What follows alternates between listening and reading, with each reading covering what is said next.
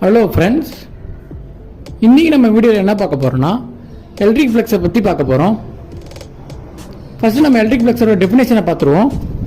அதோட டெஃபினேஷன் பார்த்தீங்கன்னா, it is the rate of flow of electric field through a given area in a unit time.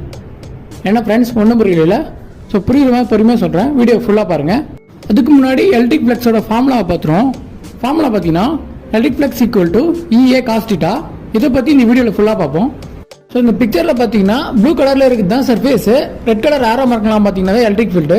So இந்த ஆரோ mark எந்தெந்த சர்ஃபேஸில் நுழைஞ்சு போதோ அதெல்லாம் எலக்ட்ரிக் ஃப்ளெக்ஸ்னு சொல்லுவோம். ஃப்ளெக்ஸுக்கு ஃபார்முலா பார்த்தீங்கன்னா EA cos θ. ஸோ ஃபார்முலா பற்றி பார்ப்போம். ஸோ இந்த மாதிரி சர்ஃபேஸ் சாஞ்சு இருந்துச்சுன்னா நம்ம அதுக்கு எப்படி எலக்ட்ரிக் ஃப்ளெக்ஸ் கண்டுபிடிக்குதுன்னு பார்ப்போம். ஸோ இதில் எலக்ட்ரிக் ஃபீல்டு போகிற லைனை நம்ம அட்ஜசன்ட் சைடுன்னு நம்ம சொல்லலாம். ஸோ அதே மாதிரி இந்த சர்ஃபேஸ் சாஞ்சு இருக்கிற டைரக்ஷனுக்கு நம்ம ஒரு லைனை போட்டோம்னா நம்ம அது வந்து ஹைப்போடெனஸ்னு நம்ம சொல்லலாம். இந்த மாதிரி அட்ஜசன்ட் சைடு நம்ம ஹைப்போடெனஸ்னு கண்டுபிடிச்சோன்னா ஸோ அதோட ஆங்கிள் கண்டுபிடிச்சிடலாம். ஸோ அதை தான் நம்ம எலக்ட்ரிக் ஃப்ளெக்ஸ்னு சொல்லுவோம். So adjacent side by hypotenuse பார்த்தீங்கன்னா cos θ தான் நம்ம சொல்ல முடியும். ஸோ அதனால தான் இதோட ஃபார்முலா பார்த்தீங்கன்னா flux equal to EA cos θ, அதாவது electric field area cos θ. So எப்போல்லாம் எலக்ட்ரிக் ஃப்ளெக்ஸ் அதிகமாக இருக்குன்னு பார்த்தீங்கன்னா எப்போல்லாம் இந்த ஏரியா எலக்ட்ரிக் ஃபீல்டுக்கு பர்பெண்டிகுலராக இருக்கும். ஸோ அப்போல்லாம் எலக்ட்ரிக் ஃப்ளெக்ஸ் அதிகமாக இருக்கும். ஸோ இந்த மாதிரி பர்பெண்டிகுலராக இருக்கும்போது காசோட வேல்யூ பார்த்தீங்கன்னா 0 டிகிரி. ஸோ cos 0 பார்த்தீங்கன்னா 1. ஸோ அதனால் மேக்ஸிமம் ஃப்ளெக்ஸ் இருக்கும். ஸோ எப்போல்லாம் மினிமம் ஃப்ளெக்ஸ் இருக்குன்னு பார்த்தீங்கன்னா எப்போல்லாம் இந்த ஏரியா இந்த எலக்ட்ரிக் ஃபீல்டுக்கு பேரலாக இருக்கும்.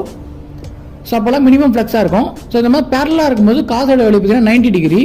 ஸோ cos 90 பார்த்தீங்கன்னா 0. ஸோ அதனால் ஃப்ளெக்ஸ் 0 தான். ஸோ ஃப்ளெக்ஸ் ரொம்ப கம்மியாக இருக்கும். ஸோ எப்போல்லாம் இந்த ஏரியா இந்த மாதிரி சாஞ்சி இருக்கோ ஸோ அந்த மாதிரி டைமில் பார்த்தீங்கன்னா எலக்ட்ரிக் ஃப்ளெக்ஸ் ஒன்று மேக்ஸிமமாக இருக்கும், இல்லைனா மினிமமாகவும் இருக்கும்.